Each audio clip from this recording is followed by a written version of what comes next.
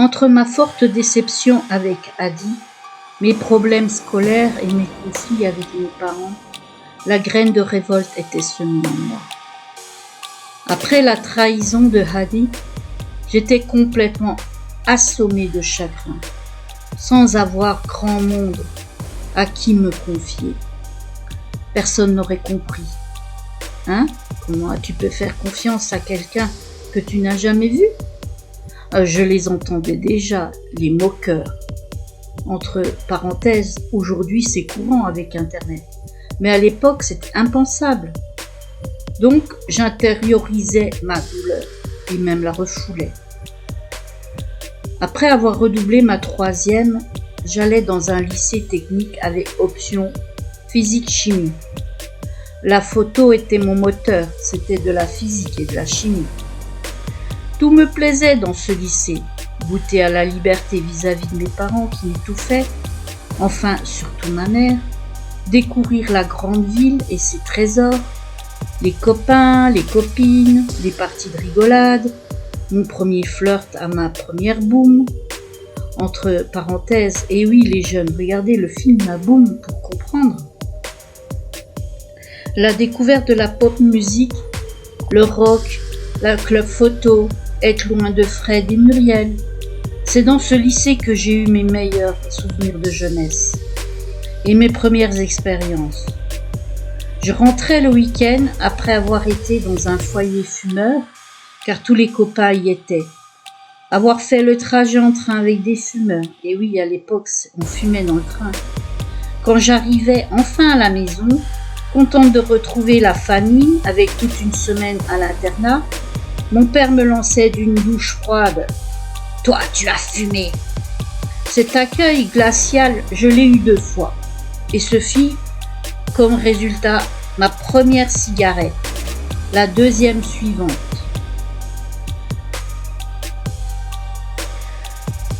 Moralité, ne faites pas de suspicions hasardeuses avec un adolescent. Vous aurez le résultat contraire de celui escompté. Au niveau scolaire, toute cette seconde était une catastrophe. La physique et la chimie, je n'y comprenais rien. Les maths, c'était pas mieux. Et aussi, quelle idée d'aller dans une section scientifique quand on est une littéraire ou artiste. Du coup, l'année suivante, je me retrouvais dans un autre lycée, une autre ville, plus proche et plus petite. Mais je voulais rester interne. Mais quelle idée d'aller dans une section littéraire quand on est nul en langue. Du coup, l'année suivante, je me retrouvais dans un autre lycée, la même ville, le même internat, et dans une section G2. On la surnommait la section poubelle, car on y envoyait tous les élèves que l'on ne savait pas où caser. C'était une section comptabilité. Entre parenthèses, la compta, ça ressemble aux maths. Et comme j'étais bonne en maths, pour une littéraire, évidemment, puisque je sortais d'une section scientifique, mais je détestais la compta et la gestion. Moi, j'étais une artiste. Du coup, l'année suivante, je me retrouvais dans un autre lycée. Oh là, non, vous lirez la suite après.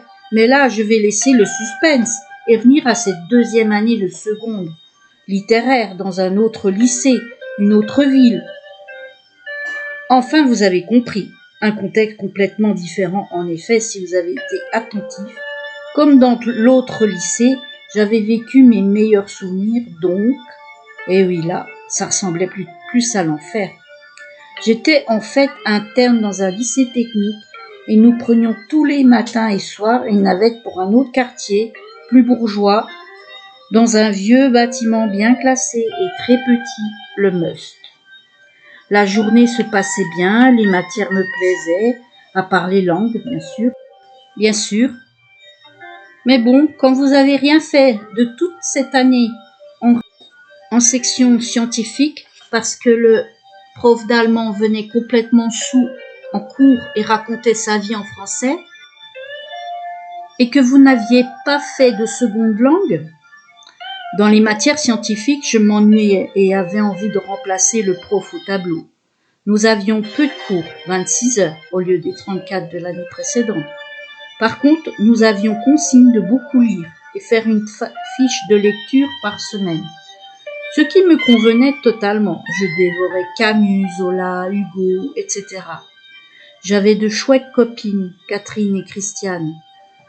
On était 3 babacools avec nos jeans troués et nos chemises de grand-père face aux midinettes de la classe.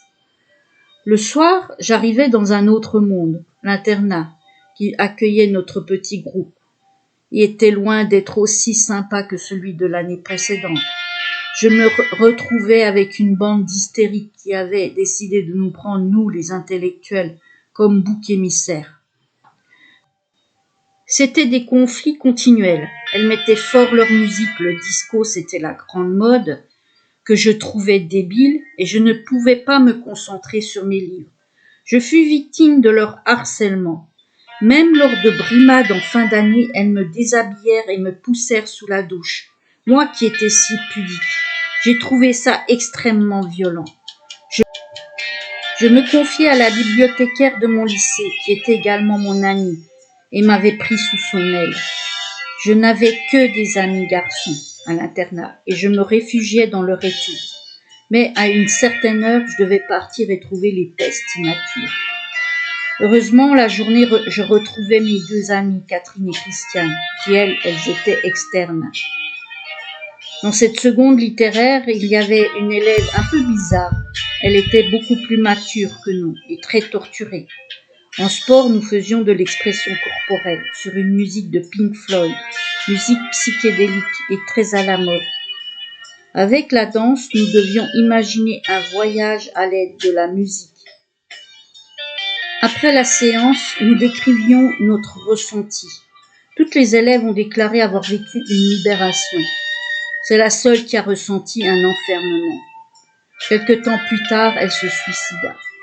Nous en parlions en classe avec la prof de français, incapable de faire son cours. Elle aurait souffert d'une rupture. 2 ou 3 ans plus tard, c'est cette prof, entre parenthèses passionnée par Madame Bovary, à qui elle s'était sûrement identifiée, car nous l'étudiâmes tout un trimestre. Donc je reviens, cette prof fut assassinée dans la forêt, sur sa route, avec une énorme somme d'argent sur elle. Sûrement victime d'un maître chanteur. On récolte ce que l'on sème. Quand j'allais en première G2, donc dans ce fameux lycée avec ce fameux internat qui était rempli de peste, je me retrouvais dans une section où je m'ennuyais à mourir. À part en français où j'avais un prof génial, Monsieur Jean-Charles. Je n'avais quasiment pas d'amis, à part mes 2 potes de 1m90, alors que j'en fais 1m57. Moi, au milieu des 2 dans la cour, cela devait être comique. Enfin, je me sentais vraiment protégée. J'avais une copine, oui, hélas, qui était souvent absente. Et un jour, je lui demandais pourquoi. Et elle me montra ses 2 poignets avec des pansements. J'ai fait une bêtise. Je ne savais pas quoi lui répondre. Nous avions des points en commun. Nous aimions toutes les 2 écouter Léo Ferré, lire Edgar Allan Poe. Bref, je ne pense pas avoir été un grand soutien pour elle. Je ne voyais presque plus mes 2 amies, Catherine et Christiane, qui, elles, avaient continué le cursus littéraire. Mon mal-être grandissait. Je me trouvais laide et stupide. Les superpestes me certifiaient mon point de vue sur moi-même. En fait, avec du recul, je me rends compte qu'il s'agissait uniquement de jalousie. Et c'est un gros poison. Quand je rentrais chez mes vieux, entre guillemets, au village, je leur confiais que je détestais le lycée et la compta, que je voulais être photographe. Je n'avais seulement comme réponse « Oh, ce n'est pas un métier pour une femme, et puis tu es un cancre. Comment veux-tu réussir dans ce domaine ?» Le fossé d'incompréhension continue à se creuser. Déterminée, le soir, au lieu de faire mes devoirs, je commençais des cours par correspondance de photos. J'étais accrochée à ce rêve. Et j'allais me réfugier chez mes amis artistes, un marionnettiste bouddhiste et sa femme catholique, Ma mère gardait ses filles et la chienne quand ils partaient en tournée. Je les connais depuis l'âge de 11 ans et nous sommes toujours amis. J'allais aussi chez un autre couple. Lui était aquarelliste et elle danseuse. J'étais passionnée par ce milieu d'artistes. Je suis également restée longtemps amie avec eux. Oui, en fait, j'avais plus d'amis adultes que de jeunes de mon âge. Un autre ami fut mon prof de français, Jean-Charles. Il avait une pédagogie très moderne pour l'époque. Il ne faisait pas de cours magistral, mais il poussait à l'interactivité. Et c'était génial. Il voulait pousser les élèves à réfléchir, à faire des recherches. Nous passions des fois l'heure de cours à la bibliothèque, plutôt qu'en classe. C'est grâce à des gens comme lui que j'ai évolué dans le bon sens, à m'éveiller, car enfin je me sentais comprise, moi, l'inadaptée scolaire. Un jour, il me dit, c'est pour des élèves comme toi que j'ai eu envie de me battre, car le système scolaire n'était pas fait pour des gens comme toi. Il fabrique des automates et non des personnes utilisant leur cerveau de manière critique. Hélas, un jour, il a dû capituler. Les élèves lui dirent, « Monsieur, c'est bien joli, mais nous avons le bac de français à la fin de l'année. Il nous faut une liste de textes et leurs explications. » Oh mon Dieu, quelle tristesse! Jean-Charles animait également un club d'audiovisuel, bénévolement dans les interclasses. Nous avons réalisé des diaporamas, un vrai travail de titan à l'époque. Fin de la première partie.